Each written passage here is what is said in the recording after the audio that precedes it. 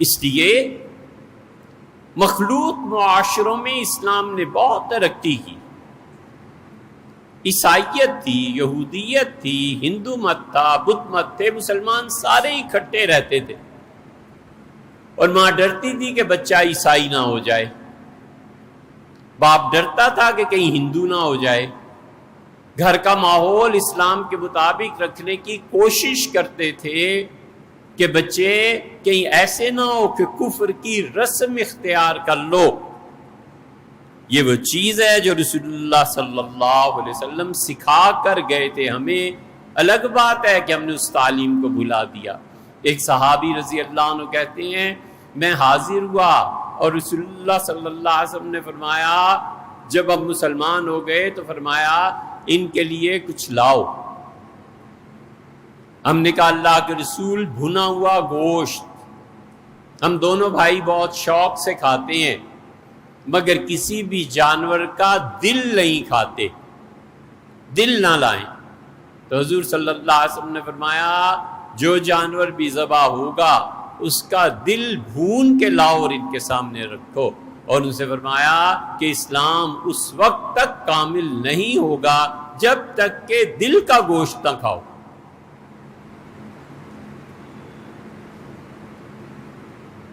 مشکل احادیث میں سے کہ دل کے گوشت کو اسلام سے کیا تعلق ہے. طبقات ابن سعد میں یہ روایت آئی ہے. کاش طبقات بڑی کتاب ہوتی، 9 جلدیں ہی ہیں، کاش سے بڑی چیز ہوتی. تو ہمیں حضور اقدس صلی اللہ علیہ وسلم کی حیات طیبہ کے بہت سے پہلو ملتے. یہ حدیث میں آیا کیوں ہے کہ انہیں دل کا گوشت کھلاؤ؟ یہ بتایا، یہ سکھایا کہ بچوں اسلام قبول کرنے کے بعد حلال اور حرام عملی زندگی میں اس کے اختیارات تمہیں نہیں دیے جا سکتے. کسی چیز کا حلال اور حرام ہونا یہ صرف اللہ کا حق ہے. تم جاہلیت کی ایک ایک چیز کو ترک کرو گے، چھوڑو گے، تب جا کر تمہارا اسلام مکمل ہوگا. یہ مراد نہیں ہے کہ دل کا گوشت ضروری کھانا ہے. پہلے درجے میں سمجھا دیا کہ ہر وہ چیز جو زمانہ جاہلیت اور کفر کا شعار ہے اس کو نہیں اپنانا.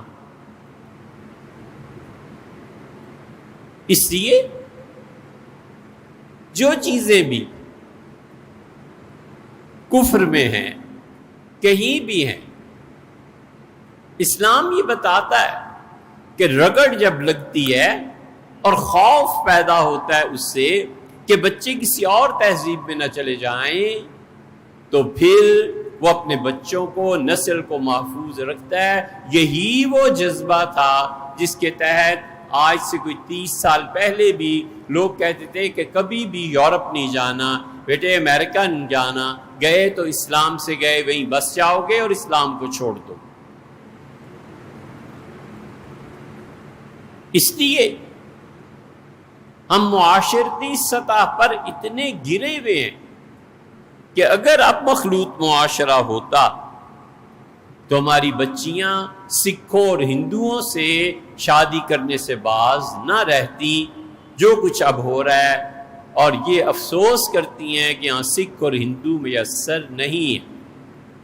کوئی قطعاً نہیں پوچھتا کہ تمہارا مذہب کیا ہے، تم اہل سنہ میں سے ہو، اہل تشیع میں سے ہو، تم معتزلی ہو، تمہارا عقیدہ کیا ہے. وہ صرف اتنا جانتے ہیں کہ برائے تکلف، صرف کاغذات کا منہ بھرنے کے لیے 2 گواہ بھی مل جائیں تو بہتر ہے، اور نہ ملیں تو کسی کو کیا پرواہ.